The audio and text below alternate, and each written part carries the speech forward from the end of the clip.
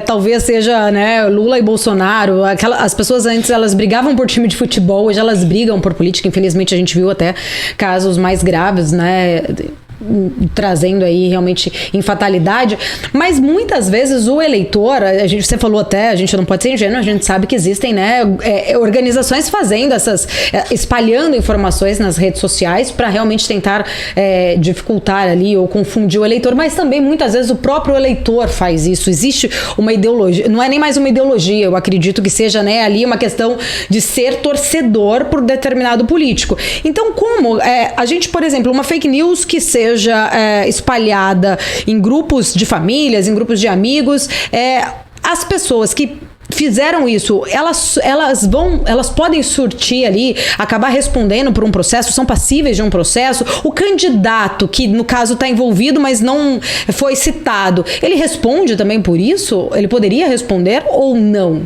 Olha, vamos falar, eu vou me permitir aqui, e começando pelo final da sua pergunta, incidir um pouco a sua hipótese.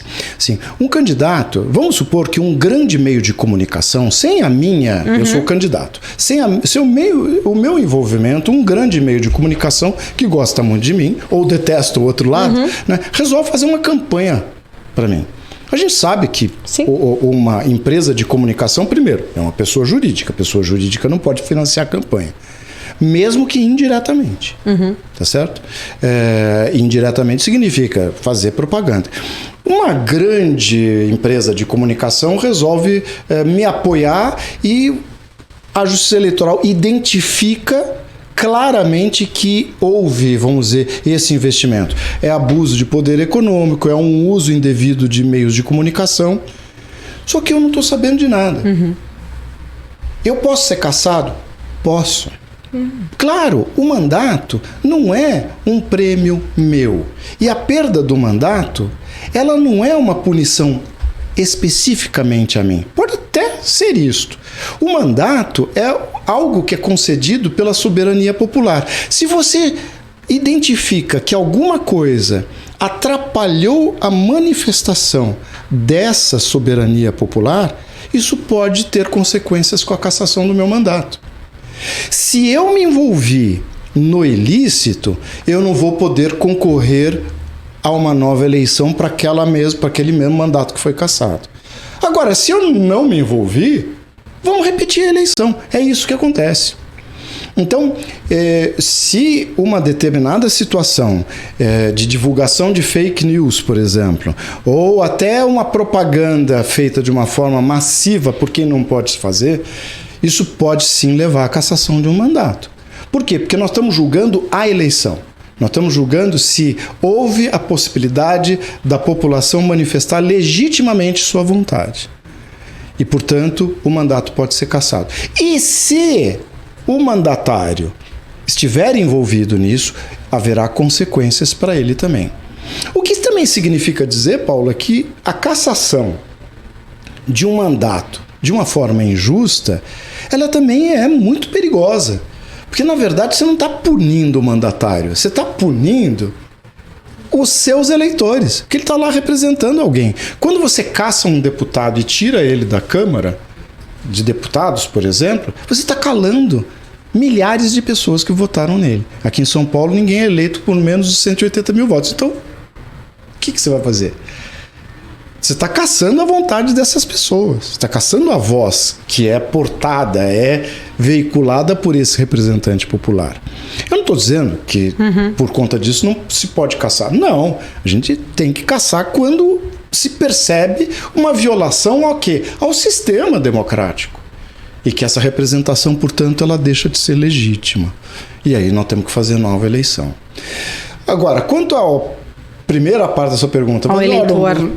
Uma conversa entre eleitores, em que eu aqui não, porque nós sabemos que temos nossa responsabilidade de saber que existem outras pessoas ouvindo o que nós estamos dizendo aqui. Você, como jornalista, também tem uma responsabilidade pelo aquilo que você faz em termos públicos. Mas se nós tivermos uma mesa de café com outras pessoas e eu levantar, vamos dizer, um falso a respeito de uma pessoa, preciso primeiro ter o cuidado de saber que, se eu sei que isso não é verdadeiro, eu posso ser processado. E aí é uma responsabilidade individual. Tá certo? Eu posso ser processado e posso responder até criminalmente por aquilo que eu falei. Quando não, civilmente, eu posso ter que indenizar alguém se eu levantar um falso a respeito de alguma pessoa e isso, de algum modo, violar a imagem, a honra dessa pessoa. Então, agora, encontrar, vamos dizer, nessa conversa de bar, uma consequência eleitoral para a cassação de um mandato, seja de quem for, eu acho um pouco, assim, nós precisamos ter um fato muito relevante para que isso aconteça. É um pouco mais difícil. Só para a gente encerrar, porque a gente falou muito do direito, né, e do que pode e o que não pode pro candidato em si, mas a minha pergunta era bem essa questão do eleitor também, né, o quão importante a gente saber até onde o eleitor pode ir ou não, o que acaba virando ou não crime. Então a gente trouxe aqui um exemplo, né, da manifestação dos artistas, a sua opinião, mas essa questão mesmo de espalhar essas notícias ou incitar também atos, né, de repente até de violência, o que pode realmente causar até de repente aí para um eleitor, além de responder, por exemplo, por injúria ou por algumas outras questões, o que ele poderia acontecer com eleitores que acabam não só falando em fake news, mas espalhando às vezes ali até informações que vão incitar a raiva ou o ódio, igual a gente viu recentemente até um caso aí de um homicídio que acabou acontecendo ali, né? Então eu queria entender um pouquinho mais dessa questão. Olha, muito se fala, vamos dizer, de polarização, etc. Eu lamento muito que as coisas estejam nesses termos tão agressivos. Nós estamos vivendo tempos muito importantes e delicados, não é só no Brasil. Eu acho que nós estamos tendo uma crise muito grande no mundo inteiro. Tem algo extraordinário que está acontecendo no nosso país, extraordinário que eu digo não é do ponto de vista positivo, é absolutamente anormal. E eu vou me permitir aqui fazer uma crítica, porque ela entra, vamos dizer, num ambiente jurídico. Eu não posso admitir que um candidato, em tempos de paz, convoque pessoas a morrer pela pátria. Eu já ouvi isso, mais de uma vez. Olha, por isso nós vamos morrer por essa liberdade. Nós estamos em tempos de paz. Senão não estamos em guerra. Em tempos de paz, alguém que convoca as pessoas para morrer pela pátria também está convocando as pessoas que matem pela pátria. Eu só vou matar pela pátria se eu estiver em guerra. Agora, existe uma guerra. Então, ou essa guerra está sendo criada aqui internamente e de uma forma muito sutil. E a gente precisa prestar atenção nisso. E a gente precisa começar a levar a sério algumas ameaças e não achar que determinadas falas de determinados políticos que ocupam determinados cargos são meras retóricas de gente exagerada. Não! São falas em que há uma convocação muito séria e há uma responsabilidade muito séria para isso. Então, eu volto à sua responsabilidade como jornalista. Você tem seus espectadores, você tem as pessoas que te ouvem. Você não faz convocações aqui para determinadas atitudes apaixonadas. Ao contrário, você quer informar para que seja julgado. E se você tiver interesse em alguma coisa, que você deixe muito claro.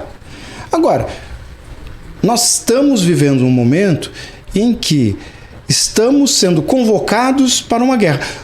Pessoas que estão apaixonadas e muitas vezes mal informadas e muitas vezes incomodadas, elas podem se envolver de uma forma, vamos dizer, até ilícita e chegar a esse ponto de sair no tapa, agressões e até, como vimos, tiros. Sim, eu não fico surpreso, eu fico desgostoso, mas para mim não é uma surpresa. Porque está havendo uma convocação para a guerra. E isso é extremamente nocivo para a nossa democracia. O que a gente quer? É uma eleição, um processo democrático ou uma guerra civil de eliminação? Nós não podemos terminar esse processo com a eliminação de um lado. Alguém precisa ganhar essa eleição. E quando ganhar essa eleição, precisa governar para todos. tá certo? E eu acho que esse é o caminho. Agora, isso está se passando por conta, fundamentalmente, das nossas lideranças. Porque senão seriam destemperos individuais que às vezes até você pode dizer, é um maluco, é isso, aquilo. Bom, pode acontecer. Agora, quando você vê que isso se dá num movimento organizado, o meu pavor é de que isso se repita outras vezes ou de forma, até que, ainda que menos acentuadas, mas que isso começa a se repetir. A gente vê até no Japão, infelizmente,